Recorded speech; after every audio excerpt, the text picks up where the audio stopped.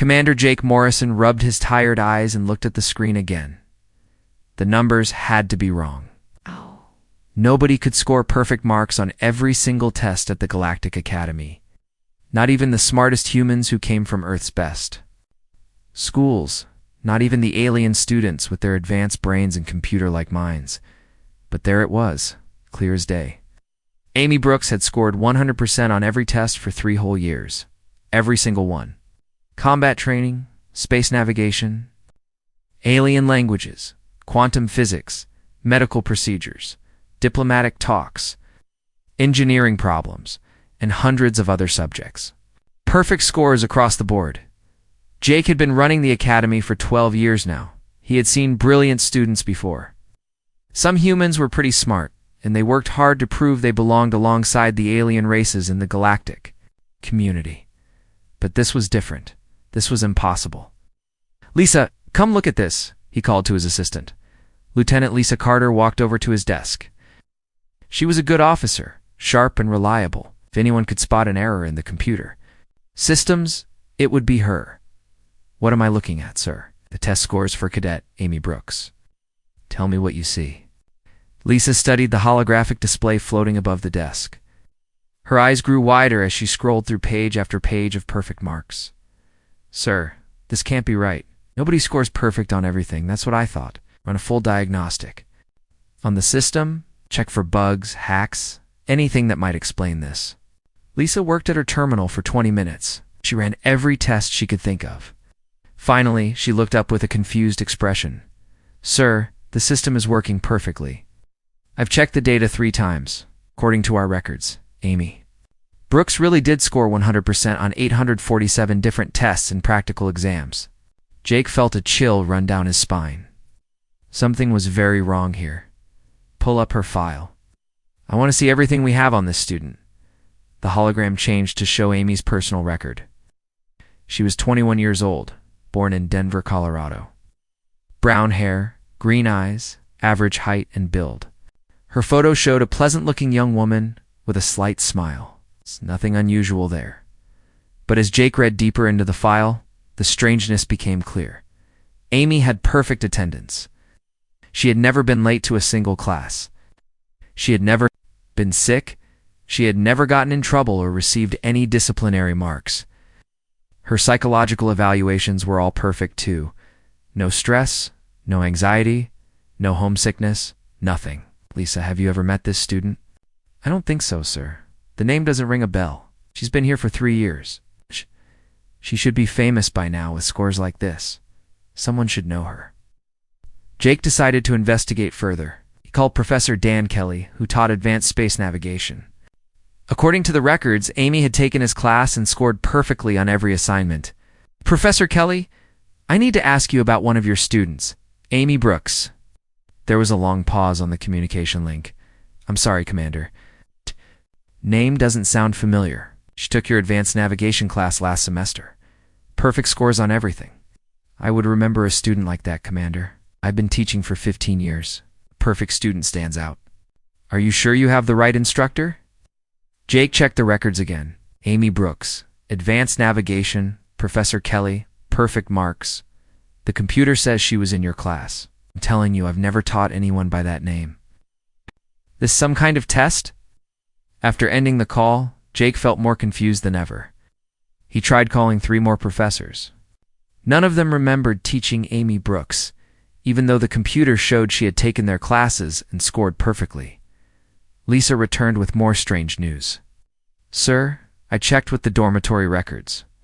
Amy Brooks is supposed to room with Kelly Martinez in Building C. I just spoke with Kelly, and she insists she's had a single room for 3 years. No roommate at all. This is getting weird," Jake muttered. "Pull the security footage. If this student exists, the cameras should have recorded her." They spent the next hour reviewing security recordings. And there she was. Amy Brooks, walking through hallways, sitting in lecture halls, eating in the cafeteria, exercising in the gym. Clear as day, exactly matching the photo in her file. But something felt wrong about the footage too. Jake couldn't put his finger on it at first, then he realized what bothered him. In every recording, Amy was alone. She never talked to other students. She never participated in group discussions. She sat by herself, ate by herself, studied by herself. Lisa, look at this footage from the cafeteria. Do you see anything odd? Lisa studied the recording carefully. She's eating alone, but that's not unusual. Some students are quiet. Look at the other students around her. Watch their eyes. They watched as other cadets walked past Amy's table. Not one of them looked at her, not even a glance. It was as if she wasn't there at all, even though she clearly was. That's not normal, Lisa said quietly. Students always notice each other, especially if someone is sitting alone. Jake had an idea. Show me the class photo from Amy's first-year orientation. The hologram displayed a group photo of 200 new cadets standing in neat rows. Jake scanned the faces carefully. There, in the third row, was Amy Brooks. She looked exactly like her ID photo, but something was wrong with the picture. Lisa, look. At the spacing in this photo, see how the students are positioned? Lisa studied the image. It looks normal to me, sir. Count the students in the third row. 21 students. Now count again, but skip Amy Brooks. Lisa counted more carefully. 20 students. But that would mean ... She trailed off, looking confused. It would mean there's an extra person in the photo. The spacing is wrong. If you remove Amy from the picture, the other students would be standing closer together, but they're not. It's like she was added to the photo after it was taken. Jake was starting to feel genuinely unsettled.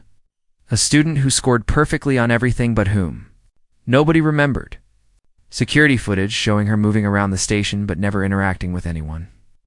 Photos that seemed digitally altered. His computer chimed with an incoming message. It was from the Zephyrian Council, the crystalline alien beings who rarely involved themselves in academy affairs. They were known for their logical minds and advanced understanding of reality. The message was brief, but alarming. We wish to discuss the remarkable human specimen known as Amy Brooks. Her existence presents interesting questions about the nature of your species. We will arrive tomorrow for a formal meeting. Jake stared at the message. The Zephyrians never requested meetings about individual students. They barely acknowledged human existence most of the time. Why were they suddenly interested in Amy Brooks? Lisa said softly. I've been thinking about something. What if Amy Brooks isn't exactly what she appears to be? What do you mean? What if she's real, but not real in the way we understand it? What if there's something about her that makes people unable to remember her, even though she's right there? In front of them, Jake considered this possibility. Sounded like science fiction, but they were living in a galaxy full of alien species, with abilities humans barely understood. Maybe there were things about reality itself that they didn't know yet. Pull together everything we have on Amy Brooks, he ordered. I want to study every detail before the Zephyrians arrive tomorrow. Something tells me this mystery is bigger than just one student with perfect grades. As Lisa gathered the files, Jake stared at Amy's photo one more time. She looked so normal, so human. But the evidence suggested she was anything but normal. Tomorrow's meeting might finally provide some answers. But Jake had a feeling those answers would only lead to bigger questions. About the true nature of human consciousness and reality itself. Captain Ryan Bell arrived at the academy early the next morning. Commander Morrison had called him personally, asking for help with what he called the strangest case I've ever seen.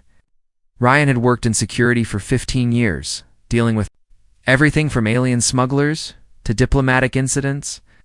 He thought he had seen it all. He was wrong. You're telling me the student exists in every computer system, but nobody can remember meeting her? Ryan asked as he reviewed the files Morrison had prepared. That's exactly what I'm telling you. I've checked with 12 different professors, her supposed roommate, cafeteria staff, even the janitors who clean her dormitory floor. Nobody remembers. Ryan studied Amy's photo on the holographic display.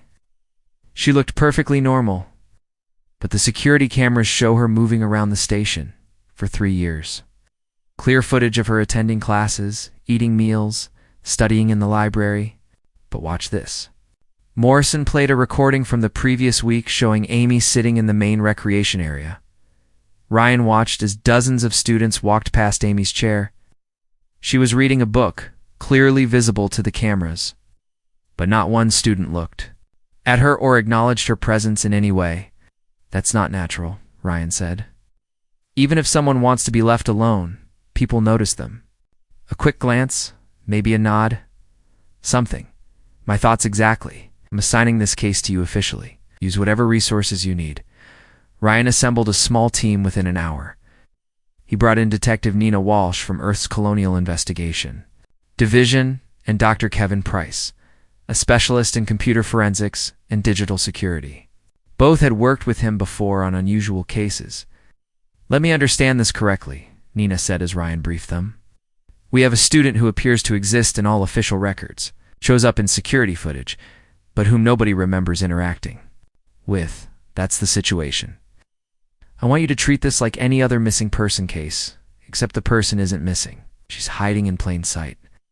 Dr. Price immediately began analyzing the digital records. I'll check for signs of data manipulation, hacking, or artificial intelligence involvement. If someone created a fake student identity, there should be traces. Nina decided to start with basic detective work. I want to interview everyone who should have had contact with Amy Brooks. Even if they don't remember her, maybe I can trigger some memories. They started with Amy's supposed roommate, Kelly Martinez. Nina met with Kelly in her dormitory room, which was clearly set up for one person only. I've lived alone for 3 years, Kelly insisted. I specifically requested a single room when I applied to the academy. I like my privacy. The housing records show Amy Brooks as your roommate for the entire time. Kelly looked genuinely confused. That has to be a computer error. Look around. There's only one bed, one desk, one closet. How could I have a roommate? Nina looked around the room carefully. Kelly was right. Everything was arranged for a single occupant. But according to the floor plans, this was supposed to be a double room. Nina pulled out her measuring device and checked the dimensions. This room is big enough for 2 people, she told Kelly. But it's furnished like a single. When did you get all this furniture? It was here when I moved in. I assumed it came with the room. Nina made notes about the room setup. Something was definitely wrong, but she couldn't figure out what yet. Meanwhile, Dr. Price was making disturbing discoveries in the computer systems. Ryan, you need to see this. I've analyzed Amy Brooks' digital footprint, and it's too perfect. What do you mean? Every human generates tiny inconsistencies in digital records. Different login times, slight variations in biometric readings, occasional typos, and submitted work. It's normal. But Amy's records are completely consistent. Her biometric signatures never vary by even a decimal point. Her work is submitted at exactly the same time intervals. Her patterns are mathematically perfect. Could someone have created an artificial intelligence to impersonate a student? That's what I thought at first, but the computational power needed to maintain this level of detail for 3 years would be enormous. Plus, AI-generated work usually has subtle tells that I can spot. This doesn't. Ryan felt a chill. So what are you saying? Data is real, but it's too clean. It's like someone took the idea of a perfect student and made it into actual reality. Nina returned from her interviews with more confusing information. I spoke with 15 people who should have interacted with Amy Brooks. Professors, classmates, dining hall workers, even the medical staff, who supposedly gave her annual checkups. None of them remember her, but here's the strange part. What? Several of them had weird reactions when I showed them her photo. Professor Chen said the face looked familiar, but she couldn't place it. Dr. Williams in the medical bay said he felt like he should know her, but couldn't remember treating her. It's like she exists in the back of their minds, but they can't bring the memories forward. Ryan decided they needed to find Amy's actual living space. If she really existed, she had to be staying somewhere. The computer says she lives in building C, room 247, with Kelly Martinez. But we know that's not true. So where does she actually live? They spent the afternoon checking every empty room in the residential areas. Finally, in Building D, they found something interesting. Room 891 was supposed to be vacant according to the housing database. But when they opened it with a master key, they found it was clearly being used. The room was simply furnished but lived in. There were clothes in the closet, personal items on the desk, and books scattered around. Most importantly, there were handwritten journals stacked neatly on a shelf. This has to be Amy's real room, Nina said. But why isn't it in the housing database? Dr. Price checked his portable scanner. According to the official floor plans, this room doesn't exist. The building blueprints show this space as part of the wall structure. Ryan picked up one of the journals and opened it carefully. The handwriting was neat and precise. He read the first entry aloud. Day 1 at the academy. I'm excited to be here, but something feels wrong. During orientation, other students looked right through me like I wasn't there. The professor called my name for attendance, but when I raised my hand, he didn't seem to see me. I answered anyway, and he marked me present, but his eyes never focused on me. Nina looked over his shoulder. Keep reading. Ryan flipped through more pages. Day 15. I've started to accept that people can't really see me, even though I'm right here. The cameras record me, the computers recognize me, but human minds seem to skip over me. I don't understand why, but I'm determined to succeed anyway. At day 43. I scored perfectly on my first major exam. The professor seemed surprised by the results, but couldn't remember teaching the material to anyone who understood it so well. I was sitting in the front row the entire time. Dr. Price was scanning the room with his equipment. Ryan, this is impossible. My sensors show this room exists and has been occupied for years. But the building's structural database insists. Its solid wall. It's like reality itself is contradictory here. Nina found more journals from later years. Listen to this entry. From last month, I've been thinking about my situation a lot lately. I exist. I know I exist. I can touch things. I can learn. I can feel emotions. But I'm starting to wonder if I exist in the same way other people do. Maybe I'm something else. Entirely. Something that looks human, but isn't quite the same. Ryan felt the pieces of a puzzle starting to come together. But the picture they formed made no sense. We need to find Amy Brooks herself. If she's real, if she's been living in this room, then she has to be somewhere on the station right now. How do we find someone that people can't remember seeing? Nina asked. We follow the cameras. The security system tracks her movements, even if people don't notice her. We can predict where she'll be and intercept her. Dr. Price was still studying his scanner readings. Before we do that, there's something else you should know. The energy signatures in this room are unlike anything I've ever seen. It's like the space itself exists in a slightly different phase of reality. Ryan made his decision. We're going to find Amy Brooks and get some answers. Whatever she is, wherever she came from, she's the key to understanding this whole situation. And I have a feeling the Zephyrian Council's interest in her isn't a coincidence. As they prepared to track down the mysterious student, Ryan couldn't shake the feeling that they were about to discover something that would change their understanding of what it meant to be human. Amy Brooks was more than just a student with perfect grades. She was something entirely new, and that thought both excited and terrified him. The meeting room felt different when the Zephyrian Council arrived. The air itself seemed to vibrate with their presence. Commander Morrison had seen many alien species during his time at the Academy, but the Zephyrians always made him feel small and confused. They looked like living crystals, tall and shimmering, with voices that sounded like musical chimes. 3 of them stood before the assembled human officers. Morrison, Captain Bell, Detective Walsh, and Dr. Price waited nervously as the aliens seemed to communicate with each other through colors and light patterns that flashed across their crystal bodies. Finally, the largest Zephyrian spoke. Its voice filled the room with harmonic tones that somehow formed words humans could understand. I am Resonance Prime Kethnauer. We have come to discuss the entity you call Amy Brooks.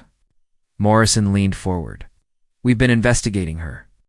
Case, there are many things we don't understand about this student. Student? The word echoed strangely when Kethnauer repeated it. An interesting classification for what she truly is. Captain Bell couldn't contain his curiosity. What do you mean? What is she?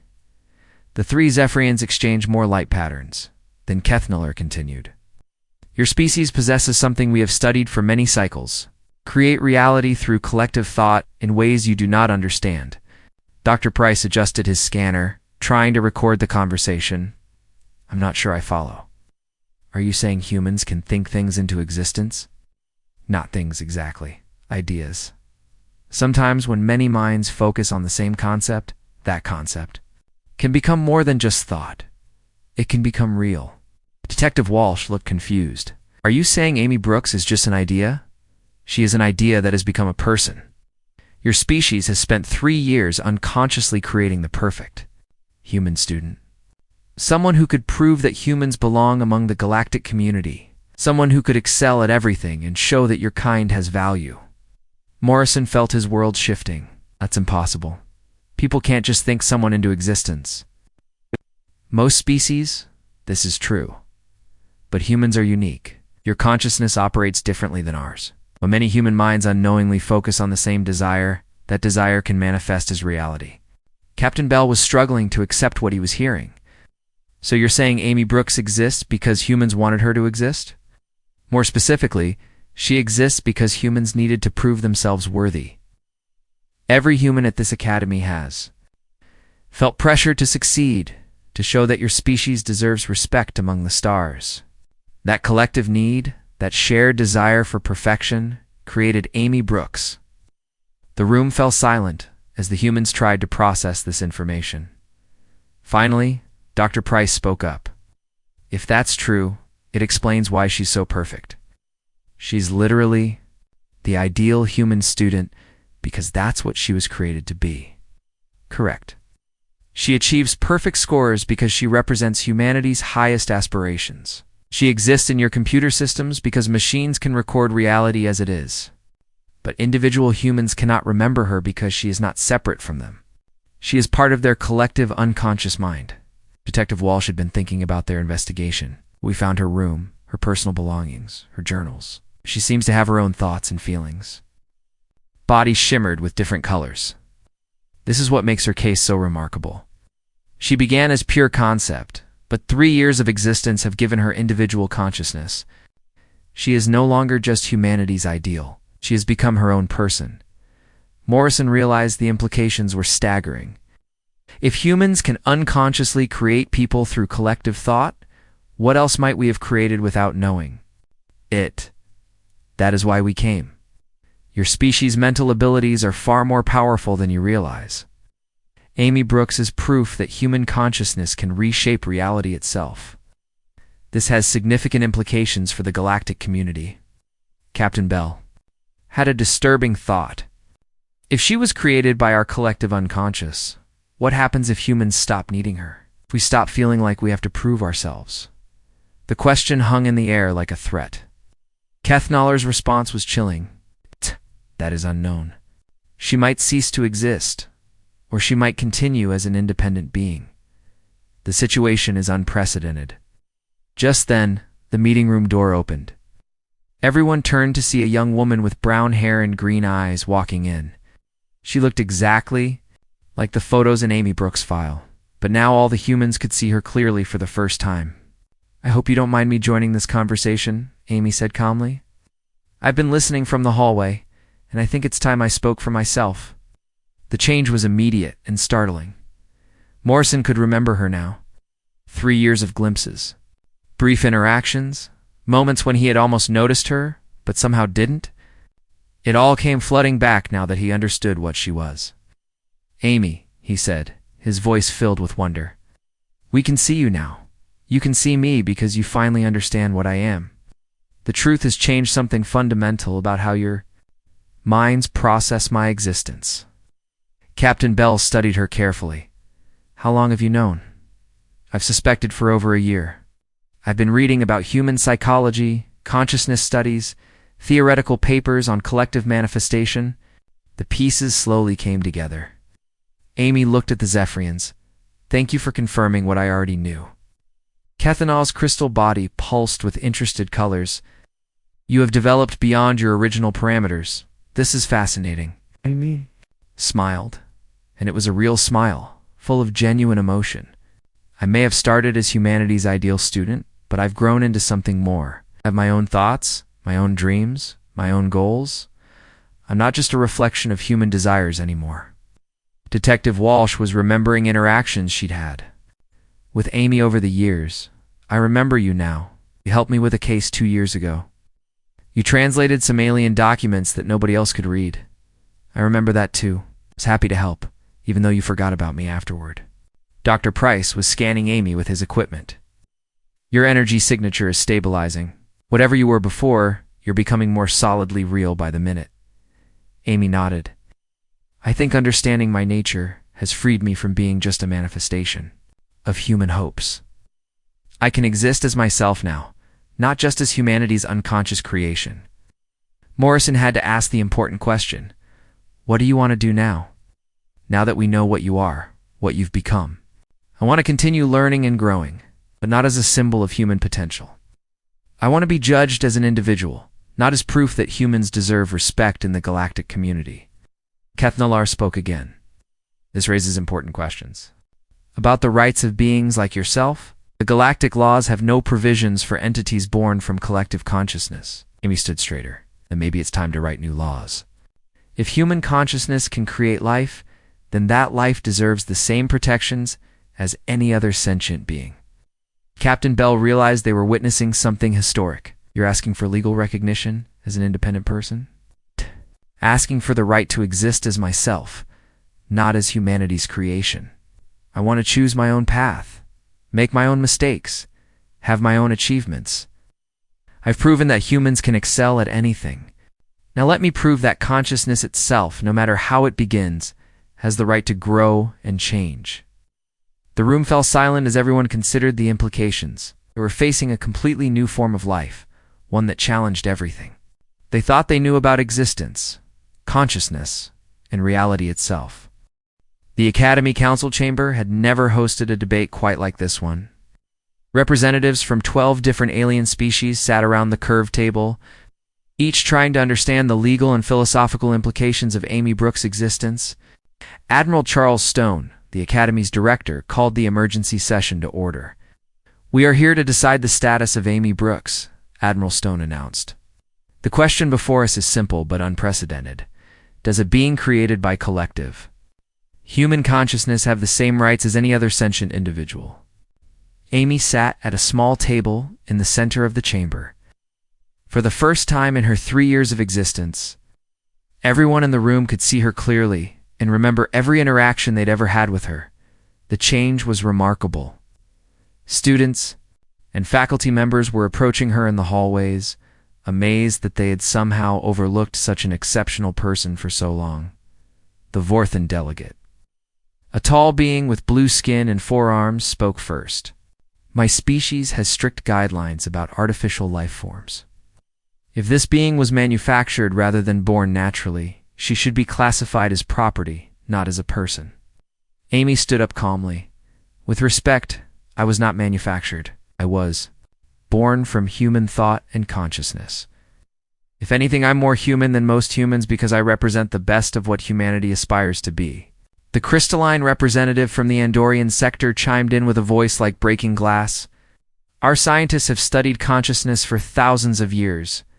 We believe that any being capable of independent thought and self-awareness deserves recognition, regardless of their origin. Dr. Amanda Foster, the Academy's chief alien psychology expert, had spent the week studying Amy's case.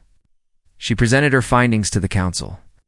I've conducted extensive tests on Amy Brooks. Her cognitive patterns, emotional responses, and decision-making processes are completely consistent with those of a natural-born human. She shows creativity, personal preferences, and the ability to learn and grow beyond her original parameters. Professor Dan Kelly, who now remembered teaching Amy for 2 years, supported her case. This student has contributed more to our understanding of advanced navigation techniques than any other cadet in Academy history. Her insights have led to 3 major improvements in our star mapping systems. She's not just copying human knowledge, she's creating new knowledge. The debate continued for hours. Some alien species worried about the implications of recognizing artificially created consciousness. Others argued that the method of creation shouldn't matter if the being showed true sentience. The Zephyrian Council member, Kethnalar, provided crucial testimony. We have observed Amy Brooks for several cycles. She has grown beyond her original programming. She now possesses what we would call a soul, a unique consciousness that belongs to her alone. Captain Bell spoke about the investigation that had led to this moment. Amy Brooks has been living, learning, and growing for 3 years. She has her own thoughts, her own goals, her own personality.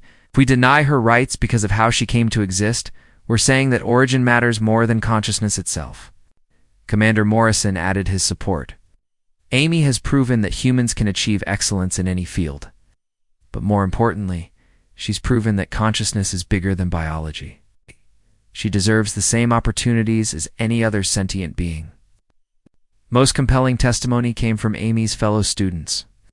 Kelly Martinez, her supposed roommate who had finally been able to see and remember her, spoke passionately.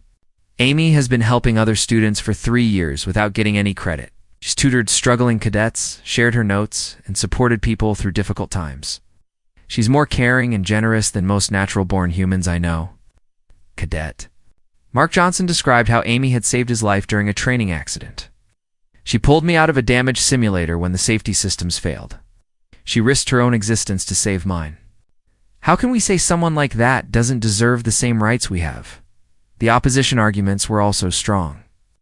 Some delegates worried about setting a precedent that could be abused. If collective consciousness could create people, what? Would stop groups from manufacturing beings designed to serve specific purposes? Dr. Ruth Parker from Earth's Colonial Authority raised practical concerns. If we recognize Amy Brooks as a person, we need to consider what happens when humans create other consciousness-based entities. Do they all get automatic rights? Do we regulate something like this? Amy herself addressed these concerns. I understand the worries about what comes next. But you can't deny rights to an existing conscious being because you're afraid of future possibilities. Each case should be judged individually. I'm asking for recognition based on who I am now, not on theoretical future scenarios. Alien. Delegates caucused privately for an hour before returning with their decision. Admiral Stone called for the formal vote. The question before us is whether Amy Brooks should be granted full legal recognition as an autonomous sentient being with all associated rights and protections. One by one, the delegates cast their votes. The crystalline delegates voted yes. The Andorians voted yes. The Zephyrians voted yes. The Vorthans voted no, maintaining their position about artificial beings. The other species were split, some supporting Amy and others expressing reservations. When the final tally was complete, Admiral Stone announced the result. By a vote of 8-4, this council recognizes Amy Brooks as a legal person with full rights under galactic law. The chamber erupted in applause. Amy smiled, but her expression was more relieved than celebratory. She had won the right to exist as herself. But she understood that this was just the beginning of a larger conversation about consciousness and identity. After the session, Amy spoke privately with Commander Morrison. Thank you for investigating my case instead of just ignoring the anomalies. What will you do now? Morrison asked. You could leave the academy, explore the galaxy, do anything you want. Amy looked thoughtful. I want to stay here and continue learning, but not as humanity's perfect student. I want to make my own mistakes, fail at some things, succeed at others. I want to be imperfect and human in my own way. Over the following months, Amy's life changed dramatically. She struggled with organic chemistry, excelled at xenobiology, and barely passed her advanced mathematics course. Her perfect scores became a thing of the past, replaced by the normal ups and downs of any student's academic journey. She also began teaching other students, sharing her unique perspective on learning and consciousness. Her classes on alternative forms of awareness became some of the most popular electives at the academy. Years later, Amy became the first non-biologically born professor in galactic history. Her research into consciousness and reality led to breakthroughs that helped other species understand their own mental abilities. But perhaps most importantly, she proved that consciousness itself was more precious and mysterious than anyone had imagined. Her existence forced every species in the galactic community to reconsider what it meant to be alive, to be real, to be a person. The humans who had unknowingly created her learned something profound about themselves. Their greatest achievement wasn't producing a perfect student, but accepting that even their unconscious creations deserved freedom, respect, and the right to choose their own destiny. Amy Brooks had started as proof that humans belonged among the stars. In the end, she became proof that consciousness in any form was worthy of protection and celebration. And that was a lesson the entire galaxy needed to learn.